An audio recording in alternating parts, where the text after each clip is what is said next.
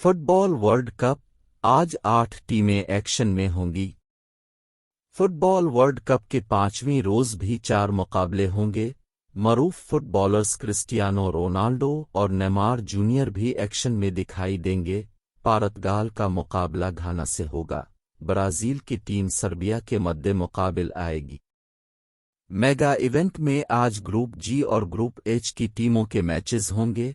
पाकिस्तानी वक्त के मुताबिक सहपहर 3 बजे ग्रुप जी की टीमें स्विट्जरलैंड और कैमरून आमने सामने होंगी।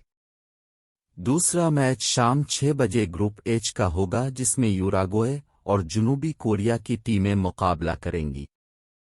इसी ग्रुप का दूसरा मैच रात 9 बजे पुर्तगाल और घाना के दरमियान होगा। ग्रुप जी का दूसरा और दिन का चौथा व आखिरी मैच रात 12 बजे ब्राजील और सर्बिया के दरमियान खेला जाएगा।